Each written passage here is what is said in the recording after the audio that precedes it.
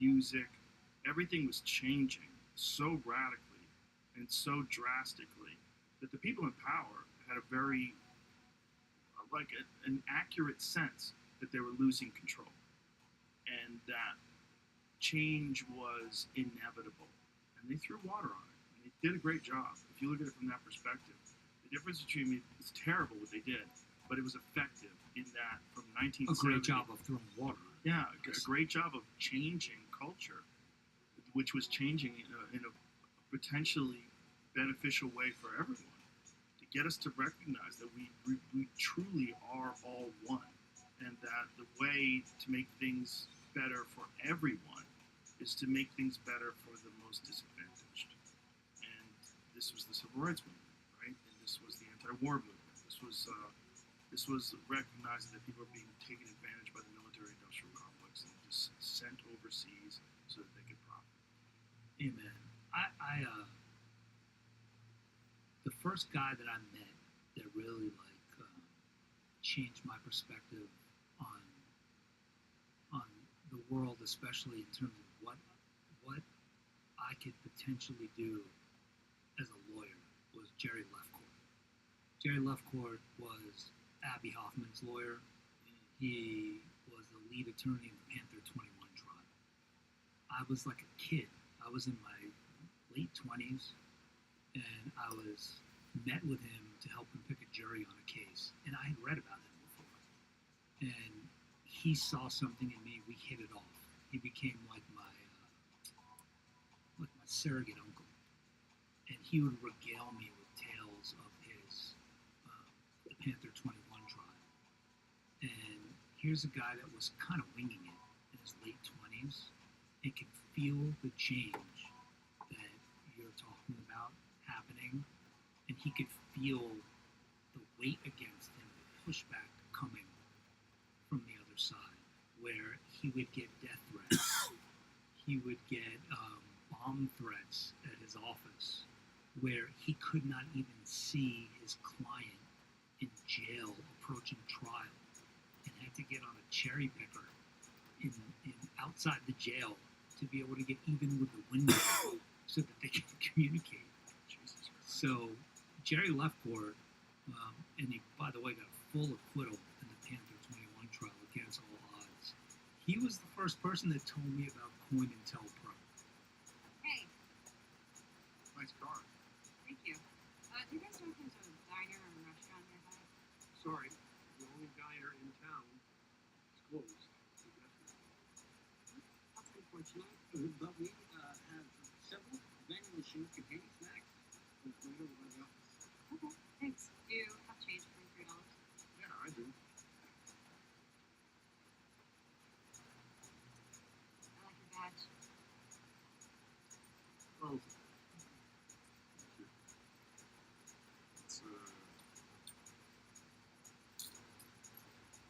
That should be good. Oh no, you can have it. Yeah? Thanks. Just checking. Hipsters. Excellent. They also studied the way gay and straight people talk. Hey, what up, y'all? I drive a Dodge Charger Hellcat. Sounds straight to me. It is straight. Hello, I drive a Tesla Model 3. Gay. They also studied the way gay and straight people talk.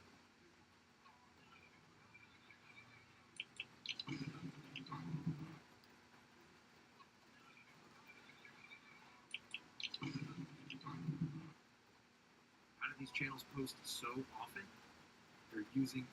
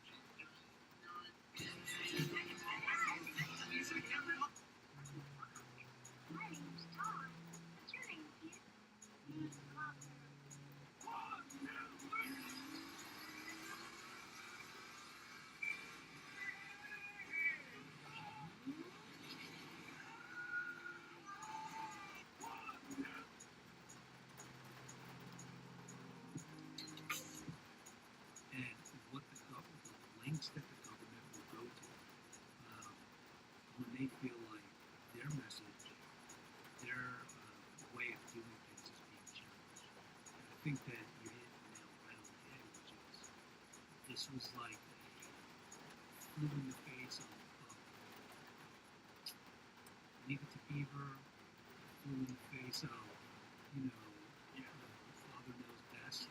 It flew in the face of what white America was trying to instill as a value system that should be followed by all people without question for all time. And people started saying, what is this about? I want to explore the messiness and the gray areas of what it means to exist as a human being.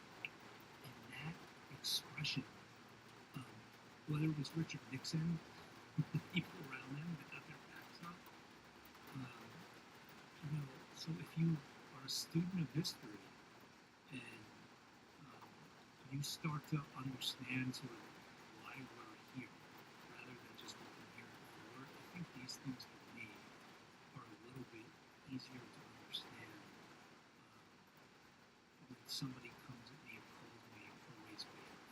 What I do because I talk about the problem of race, I understand that that's part of ignorance. And I don't mean ignorance like you're a dummy. I mean ignorance like you don't have access to information. Yeah, or you chose not to have access to perspectives. Read Ta-Nehisi Coates' book, Between the World and Me. It's a fascinating fucking tale. It's a letter written from this black man to his 15-year-old son. And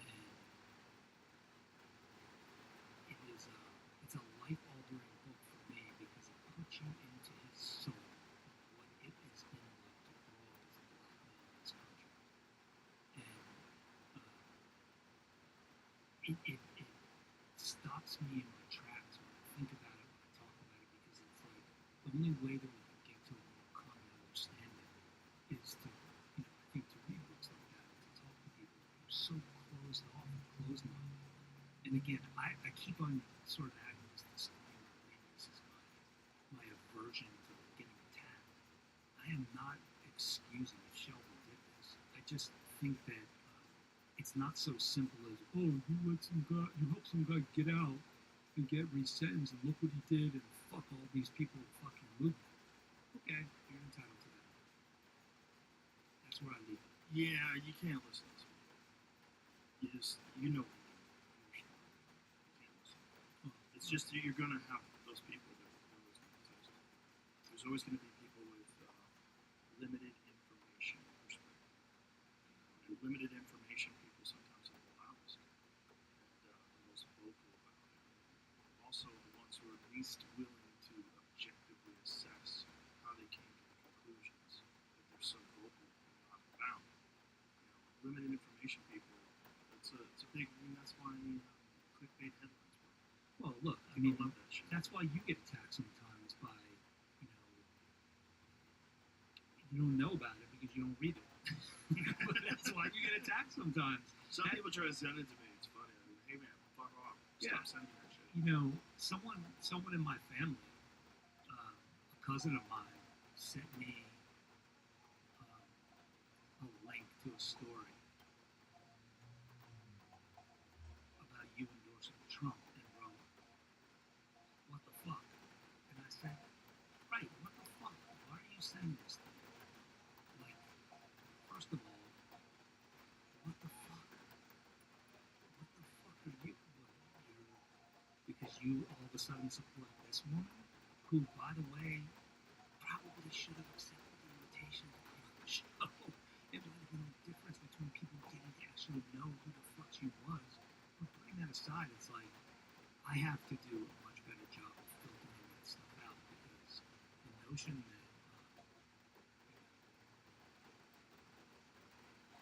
you are going to be influenced by outside forces other than what you're doing, for you to say you know what you're doing.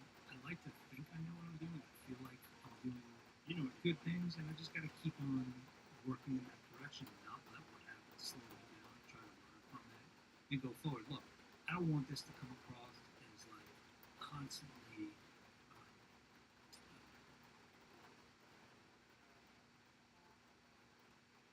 being like a situation where every time I get on here, I thank you. But I think the importance of this point was made clear by having the president on, by having the vice president on, because it's the only open forum where you don't have to worry about being judged, about someone chopping up what you say and twisting it or leaving some remarks on the cutting room floor. And also important because you don't give a fuck about what other people say or think, and you just do what you feel is the right thing to do. Because I told you privately, I'll say it now again. It would have been the easy thing for you to do would have been to say, "Fuck this guy. I'm turning my back. I don't need to have him on again." So it was never good. No, listen, what you've done is amazing, and the people that you have brought on the show have changed a lot of people's perspectives of the justice system. A lot of people. You brought on some incredible people, and you told some incredible stories. And as you said, people have been exonerated for the crimes that they didn't commit. If you are a person who's listening to this, and that you could be fucked by the system, it's possible. You could be trapped by a corrupt prosecutor. It happens. Thank God it hasn't happened to you. But if it did happen to you, you would pray that there's a Josh Dubin in the world that pays attention to your case. You know? I appreciate it. I mean, I don't. It's not just me. I understand, There's but a village of people. there is. But a person like you, and I think highlighting the need for that, and the understanding of how the system can railroad you, and the system can really fuck you over. I think one of the things that we saw during the Trump campaign was the legal system being used against one of the most powerful people, and how they can get away with turning 34 misdemeanors. So essentially one misdemeanor, 34 versions of it, 34 writing in a ledger incorrectly. That's a misdemeanor and is past the statute of limitations, can be converted into a felony and turned against a guy who's running for president as lawfare. It's just completely using the legal system to try to attack a guy and try to take him out of the race, and also try to label him a convicted felon. So once you have this label, a convicted felon, you heard it on all the talk shows, convicted felon, but enough people had a chance to look at the circumstances of the case and understand what he was actually being tried for. Paying someone off to not talk about how he fucked them? Is that what we're worried about? Or are we worried about World War III? Is that what we're worried about? Are we worried about terrorist cells like being established in the United States because our borders wide open? Are we worried about the price of groceries and people being able to feed themselves? That's what we should be fucking worried about, not whether or not some guy fucks someone. Like, who cares? It's so interesting to me because the conversations that people in the legal community in New York were having at the time. I cannot tell you how many times, it didn't matter what side of the spectrum you were on politically, but in New York, there were a lot of fucking Democrats. And I can't tell you how often I got this call. What is the crime here? And with regard to that particular case, first of all, the DA Manhattan seemed to realize that it was a futile endeavor to go after this guy and retreated. And then something happened. And then, you remember, the special prosecutors quit because they were furious, apparently, that the DA wouldn't go forward with the case. Then something happened in between. And Alvin Bragg, the district attorney of Manhattan, proceeds with the case. So many legal scholars say, what is the crime here? I understand there's a series of misdemeanors that somehow gets flipped into a felony. Legal scholars that have issues with it. And if they spoke about it publicly, they were attacked. Alan Dershowitz was one of them. He was attacked. Anyone would speak out, and there's this fear for good legal minds to get behind defending a case like that because it's viewed in democratic strongholds like right. So you made a remark on that case. Yeah, there was a weaponized against it, and that's why I think it was this morning the judge in that case agreed to a joint motion by the prosecution and the defense to put everything on hold. So they're deciding whether or not they're going to dismiss that case in the drum that was constantly beat before this election was he'll never get out of these state cases. The federal ones we understand because he can pardon himself. But the state cases, whoa, those are going to be a problem. Well, not so fast, right? Because now, if it was that much of a crime, people were so up in arms about it, why are they now considering dismissing it? And I think that it puts the lie to the notion that this was really something that we want to make an example out of, that you can't engage in this type of conduct and whatnot. You know, it was obviously political. And you know, it happens all over the country. It happens all over the country on both sides of the aisle. I have a case right now that, and for me to be able to say this is probably, you know, I have to think, is this the craziest fucking case I've had? And it has to be. It has to be. Because the DA that is sitting in judgment of whether or not these four men that I'm going to tell you about in a moment, right before the election, for him to become DA, gets indicted. He gets indicted for allegedly harassing a former employee and then trying to bribe her not to file a complaint against him, something like that, right before the election. And all of a sudden, he is now embroiled in this. He loses the election a couple of weeks ago, and he is now finds himself according to him, wrongfully accused of a crime. Well, my client is a guy by the name of John Edwards, and there were four guys. This is in Moraine, Ohio, Moraine County, Ohio. John Edwards, Glenn Edwards, Benson Davis, and a guy named Al Cleveland. New York guys in the early 90s who were selling drugs in Ohio. They were going back and forth from Ohio to New York. And one morning, a man by the name of Epps is found dead in the street. His roommate is found about 7 hours later, a woman named Marshall Blakely, dumped in an alley behind a shopping center. The case is cold for a month. The police have hit dead ends. They have nowhere to go with the case. The prosecutor's office offers a $2,000 reward for anyone with information about the case. Wouldn't you know that the next day, a man by the name of William Avery Sr. walks into the Moraine County prosecutor's office, sitting down with the police, and he says, I have information about the case. Now, this guy, William Avery Sr., was a known informant. The police knew him. He had come and tried to give information about other cases. Didn't pan out. He was also a drug addict. And they sit with him for over an hour, and they say to him, everything you're telling us has been in the papers. So you're not giving us anything here. He shows up the next day with his son, William Avery Jr., and he says he witnessed the murder. So William Avery Jr. talks to the police.